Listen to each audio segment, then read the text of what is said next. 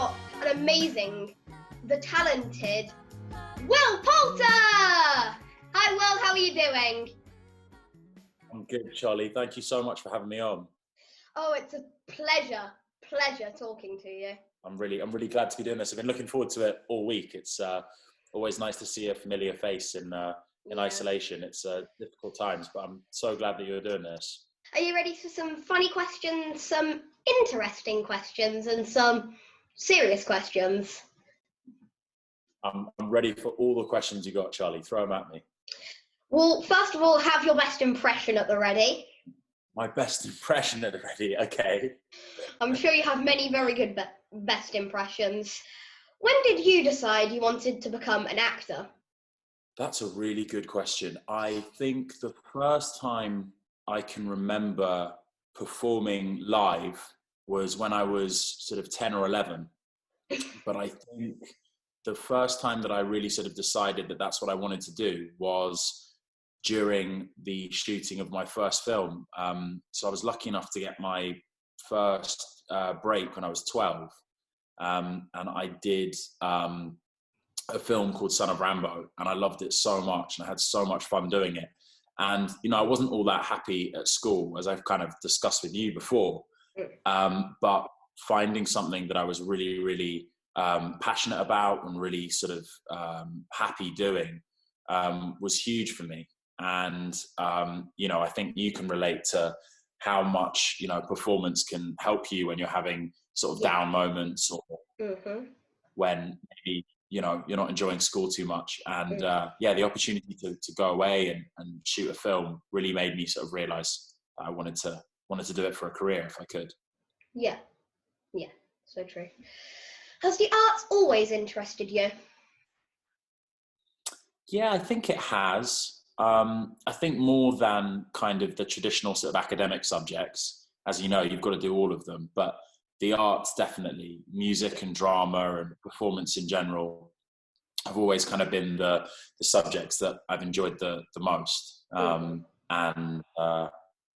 think for as long as I can remember, I've been sort of performing and at least annoying people with you know, characters and impressions and whatever else. As well as being such an amazing actor, can you sing and dance as well? I can just about kind of sing, Charlie. I've got a pretty limited range, and I can't dance. I can't dance at all. I'm like a baby giraffe. I can't dance. So. Hey, everyone can dance in their own special way. You can make up a new dance move, the baby giraffe. There you go. Okay, well maybe I could turn it into a comedy dance. Yeah, or I might need some lessons to be a triple threat. Your mum and dad were both in medicine. Did you ever want to follow in their footsteps?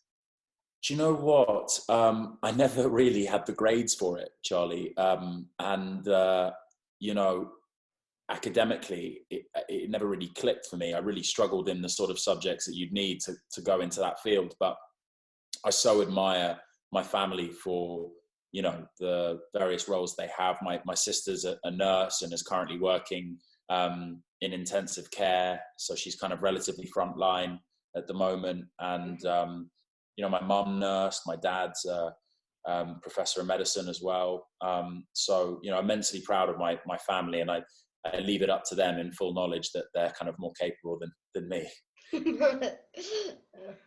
I'm sure if you put your mind to it, you'd be very capable, but if that's not what you wanted to do, then you can't force yourself to do it.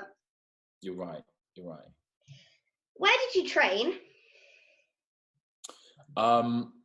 So I basically haven't had any kind of professional training. I started doing drama at school and kind of got cast sort of quite randomly while I was at school. But I didn't actually end up going to drama school. I was kind of really, lucky to sort of learn on the job as I went. And it was, I think after my first film that I kind of got signed, and I just sort of ended up trying to kind of balance school and acting as best I could until I left, and then tried to sort of commit to it as a full-time career. Yeah. How did you manage to secure your first role? So that happened when a casting director came round to our school, and they were, funnily enough, and this is interesting because obviously me and you met through Anti-Bullying Pro. Yeah. They were looking for a kid to play a bully in a film, and they were looking for like a young blonde-haired kid to play the bully, and they picked a bunch of us out of a I think we were either in the playground or in the lunch hall at the time. I can't quite remember. And then later on that day, I was in English class, and my drama teacher appeared at the window with a notice that said 3 o'clock audition. And I was trying to sort of pay attention, but I was also like looking over sort of at my teacher at the window with this sign. And I was really excited. I'd never been to an audition before. And anyway, got really lucky. I went to that audition, and I got through to the next round, and then I kind of kept getting through to, the various rounds, and my mum was sort of driving me to these auditions, and each time we thought we wouldn't get any further. And then, very fortunately, I got the job, and I shot that over 8 weeks of my summer holiday. So it fitted in well, and school allowed me to do it. That's very lucky that a casting director came to your school. It was super lucky. I'm really fortunate that happened like that. Yeah. What is your dream role that you know you could never play? This could be a female role or an animal or a child. Oh, that's a good question. Dream role that I can never play. Oh, wow. I'm trying to think. You know what? As a kid, I always wanted to be in Bugsy Malone. And I'm aware that now as an adult, I can't really be in Bugsy Malone because the whole point is that they're kids playing adults. But that's something I wish I'd done on screen. That's cool. That's really cool. What is your most memorable moment today? I'm sure you have so many in your massive, massive acting career. Wow. I'm trying to think. I have really strong kind of special memories of when I did Narnia, just because I was 16 at the time, and I moved to Australia with my family, and it sort of felt like kind of the first time that I was really I suppose like experiencing kind of the adult work world, and that's not in any way to sort of detract from my first experience, but then I was very much finding my feet, and it was also new to me. I wasn't really sort of quite aware of what I was a part of until afterwards. And then when I did Narnia, there was, I think, a requirement to sort of step up a bit and grow up quickly. And, moving to Australia was a big thing for me and my family. But I was very grateful that they came and supported me. And like you, I've got a really lovely, supportive mum. So her coming with me and helping me through that was great. And so I think my best memories are probably from that. And I remember my last day like it was yesterday. It was just a really fun, exciting sense of achievement, and I was really grateful to have had that experience. You actually moved to my home country to film Narnia. I was actually born in Australia. Were you really? Whereabouts in Australia were you born? I was born in Toowoomba, just outside Brisbane. Wow, I never knew that. Amazing. So we were shooting not far from Brisbane. We were on the Gold Coast, so we were in Queensland. Yeah. So we were quite close to Surfers Paradise. Favorite beach. I have many memories going down to Surfers Paradise. That's amazing. Yeah, it's an incredible place, and it was definitely a change of pace to life. I wasn't used to being able to go surfing after you finish your homework and stuff. I missed that. Yeah. Were you ever bullied as a child? And if so, how did this affect you? Yeah, I was. And I also witnessed a lot of bullying. I feel like, unfortunately, too many people kind of accept it as just part of the school experience. And I think that's actually in lots of ways at the root of the problem, you know. No one should have to experience bullying.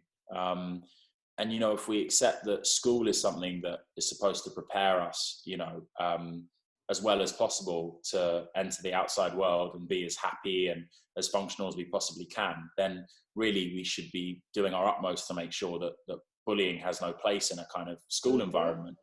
Um, I think it really held me back in terms of my self-confidence. I think my ability to feel sort of secure in my own skin, you know.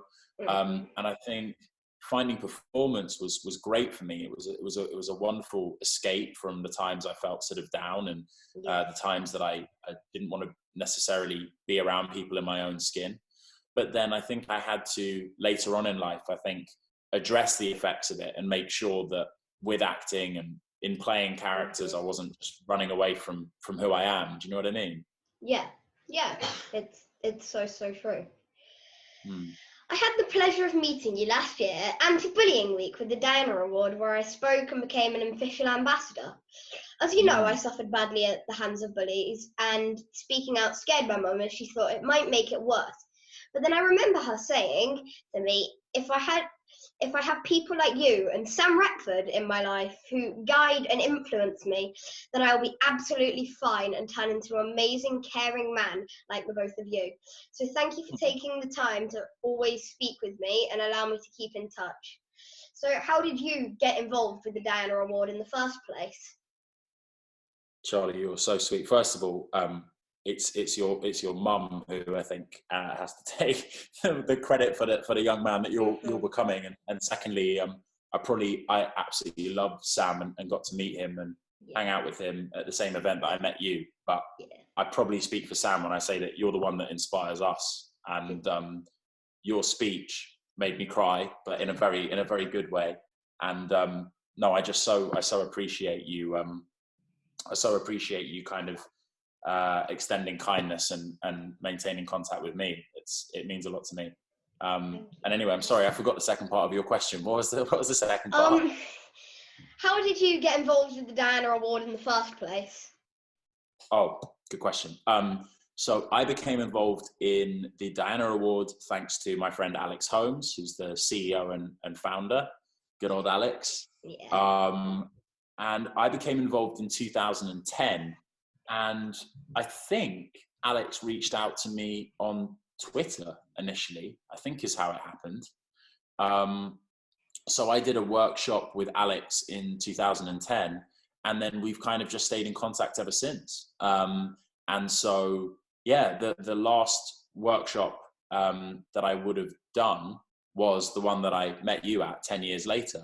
Often drama and performance was something that, you know, really connected people and broke down, you know, a lot of kind of social barriers. And it was interesting to see how when people are enjoying a performance and, you know, everyone is one audience, that all of the sort of, you know, things that prevent people from coming together and treating each other with kindness kind of fall away. And, you know, laughter in that way can be a really great medicine. So I really enjoyed the workshops, because anytime I've done them with Alex, with Anti-Bullying Pro, and, you know, wherever the school may be, you know, in the country, I kind of see the same effect, you know, take place. And it's a really nice thing. It really is. It's an amazing thing, the Diana Award. What advice would you give yourself as a child looking back now as an adult? Oh my gosh. Don't worry so much. Yeah. I used to worry about worrying, you know.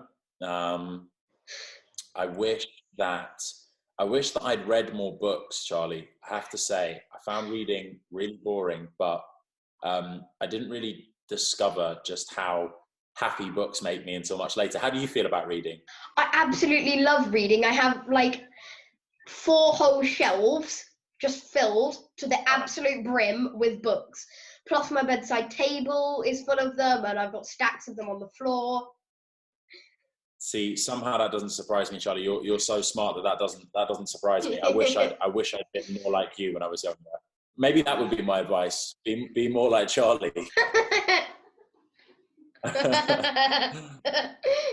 If someone were to play you in your life story, who would it be? And no, Will, I cannot play you just yet. Give me a few years.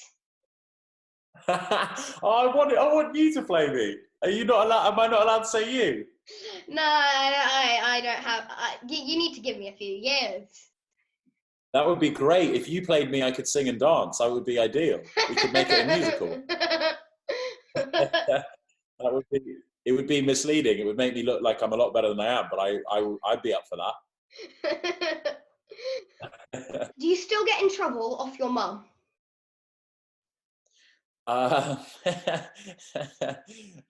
You probably have to ask my mum for that question. Shall I call her and ask her? Yeah. Okay, I'll call her and ask her. There you go. She might not pick up.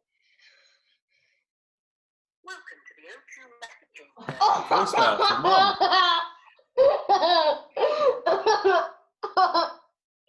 She's in trouble with me now. I'll take that as a yes. Yeah. Maybe I'm in trouble. Yeah. Maybe I'm in trouble right now, Charlie. Yeah, maybe you've done something you don't even know you've done. I think that's possible. And she's giving you the silent treatment. Exactly. I'd like to think that I don't, but I might have to come back to you on that now. Okay. What is your most annoying and worst habit? And be honest. And be honest. I'm a neat freak, Charlie, and it's really annoying because I can't let anything be out for like longer than a few minutes before I feel a need to tidy it up. And it's really annoying for my friends and my family and anyone who's around me. If you could have any superpower, any at all, what would it be? I think that, yeah, I don't know whether this just because it's, a period of self-isolation, but, I really look forward to being able to see my friends and my family, and, people I know all over the world. I think I've always liked the idea of teleporting. I think it's environmentally friendly, and I think it'd be really useful. Have you ever tripped up in front of the camera at a red carpet event? Oh my, Charlie, there's barely a red carpet event where I haven't tripped up. I am one of the most clumsy, awkward people. I often do that. After lockdown, do you have any roles coming up where you need a child actor?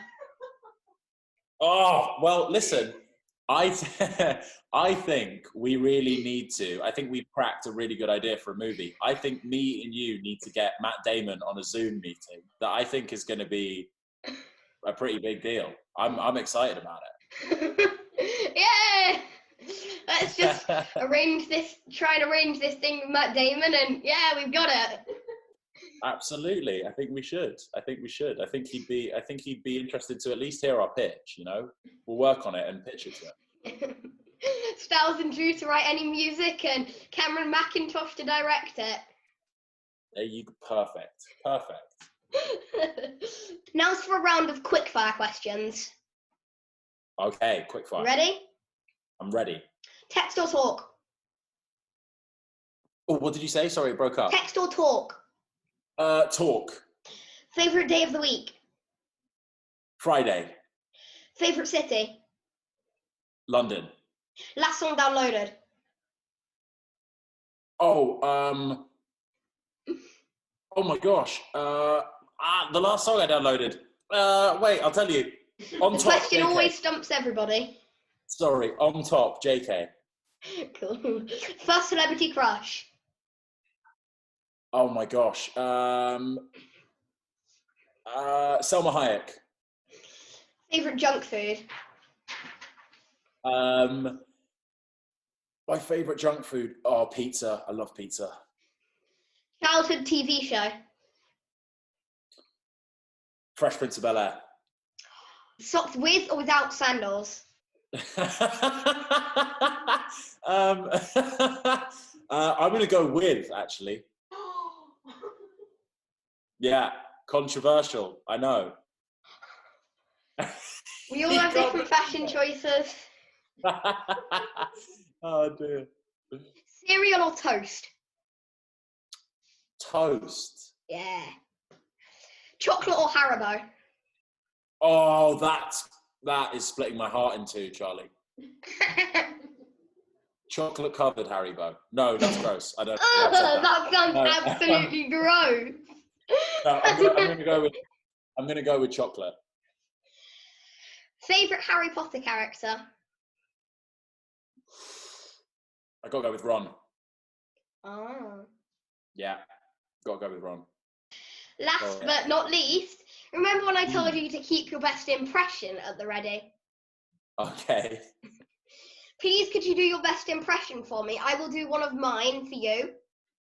Okay, amazing. So I think my best impression is a very obscure one, but it's good to introduce other people.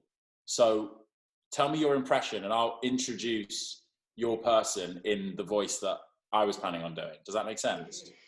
Mine is actually my fave Harry Potter character. It's actually Dobby. Oh my God. Okay, amazing. All right, so my favorite voice to do is the man who announces people on X Factor. Do you know who I'm talking about? Yeah. Okay, so I'll introduce you as Dobby. Okay. Okay. Okay, here we go. It's time to face the music, ladies and gentlemen. Dobby. Master, give Dobby a sock. Dobby is free. Well done, Will. Well done. I love it. Well done, you. Thank you so much, Will. It was a pleasure and an honour talking to you. Charlie, thank you so much for having me on. You are amazing, an inspiration, and I appreciate you so much, and you're a great friend. Thank you. You're a great friend as well. So remember, if you want to help make a difference, everybody, then hit that subscribe button up there. Thank you so much, Will. I can't thank you enough. Absolute pleasure, Charlie. I'll speak to you soon. Bye. Bye.